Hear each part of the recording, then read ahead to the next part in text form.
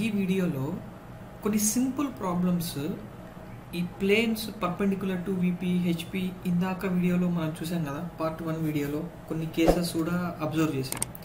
So ఈ వీడియోలో కొంచెం డీటెయిల్ ఎక్స్ప్లెనేషన్ అంటే ఒక ప్రాబ్లం ఇస్తే ఆ ప్రాబ్లంలో నుంచి మనము ఆ ప్లేన్ అనేది ప్యారలల్ ఉందా, పర్పెండిక్యులర్ ఉందా, అబోవ్ ఉందా, బిలో ఉందా, దాన్ని బట్టి మనము ప్రాబ్లమ్ని ఎలా ట్యాకిల్ చేయాలి అండ్ దాన్ని ప్రాబ్లమ్ని మనం ఎలా 2D స్కెచ్గా డ్రాయింగ్ షీట్లో వేయాలో చూద్దాం.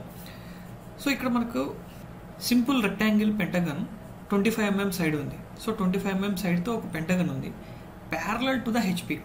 So parallel to the HP అంటే ఆ ప్లేన్ యొక్క సర్ఫేస్ మనకి హారిజాంటల్ ప్లేన్కి ప్యారలల్గా ఉంది. సో ఫస్ట్ థింగ్ మనము డ్రాయింగ్లో ప్లేన్స్ తీసుకునేటప్పుడు ట్రూ షేప్ ఎక్కడ వస్తుందో ఐడెంటిఫై చేయాలి.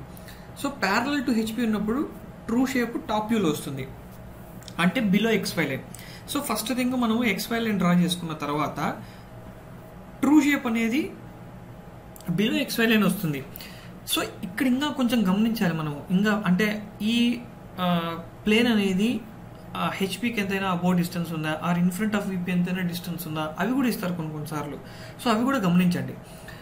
And perpendicular to VP the plane is 15 mm above HP. So హెచ్పికి 15 mm అబోవ్ అన్నారు అంటే ఫ్రంట్ సైడ్ నుంచి చూస్తే మనకు ఆ 15 mm కనపడుతుంది.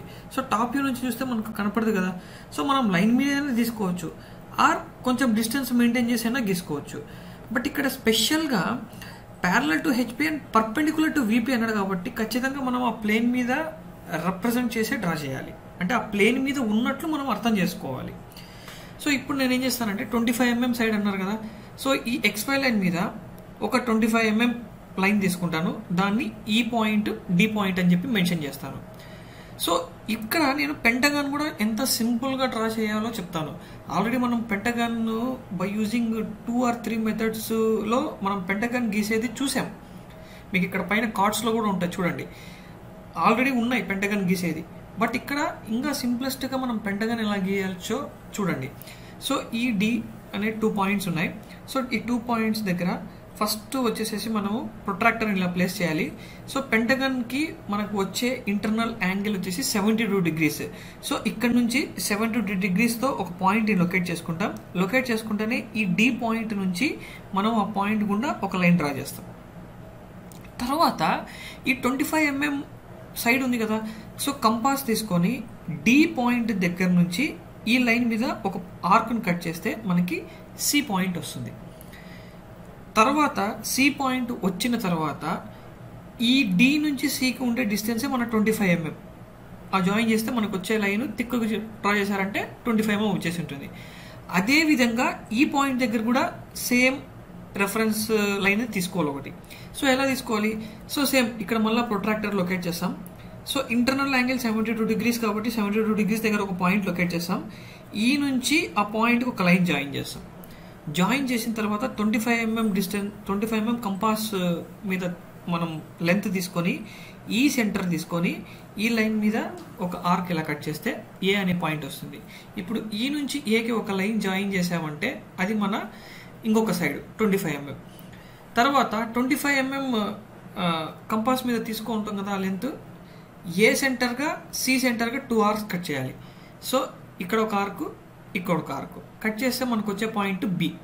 ఇప్పుడు ఏ నుంచి బికి సి నుంచి బికి లైన్ జాయిన్ చేసామంటే మనకు కంప్లీట్ అయ్యేదే ఒక పెంటగన్. ఈ షేప్లో వచ్చేస్తుంది పెంటగన్. ఇప్పుడు పెంటగన్ డ్రా చేసాం.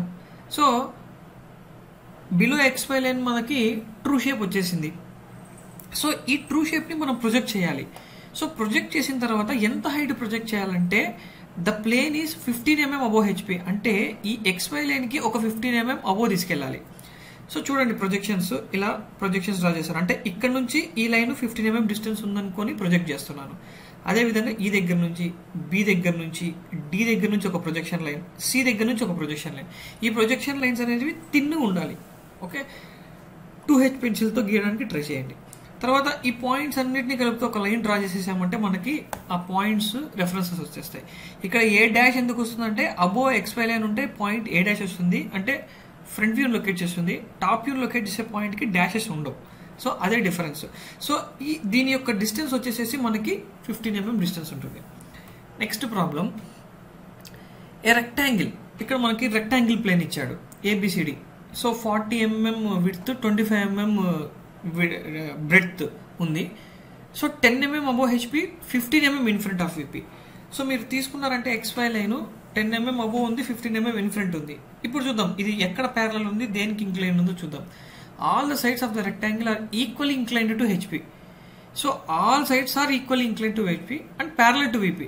సో ప్యారలల్ టు విపి ఉంటే ట్రూ షేప్ ఎక్కడ వస్తుంది, ఫ్రంట్ వ్యూలో వస్తుంది, అంటే అబోవ్ XY లైన్ వస్తుంది.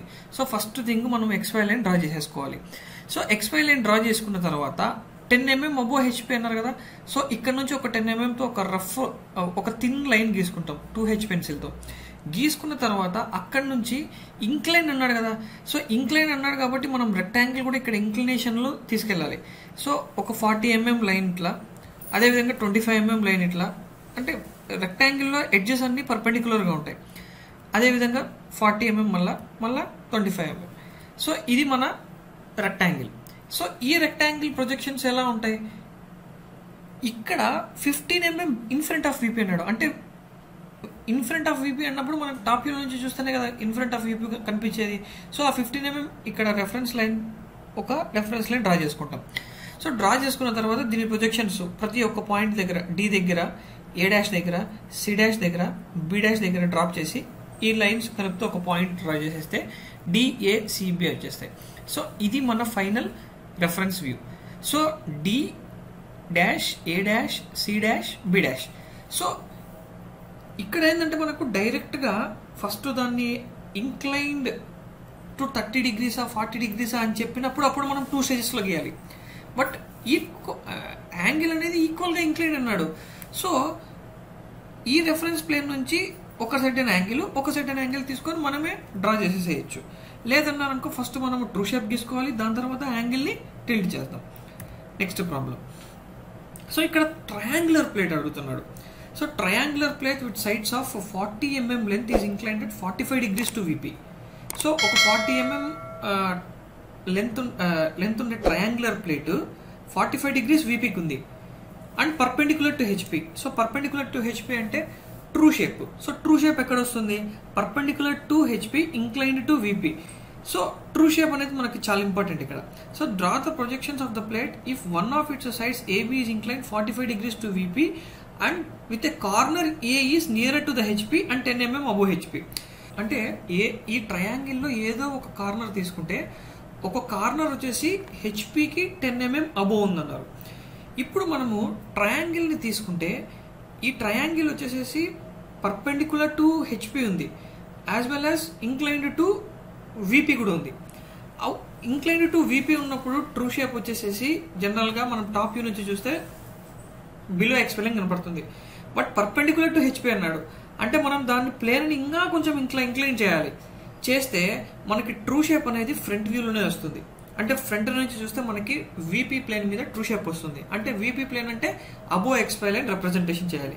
సో దీనికోసం ఏం చేయాలంటే ఫస్ట్ ఒక XY లైన్ డ్రా చేసుకుందాం. డ్రా చేసుకున్న తర్వాత ఒక 45 degrees line, incline line draw చేసుకుంటాను. ఎందుకంటే AB is incline 45 degrees to HP అన్నాడు కదా.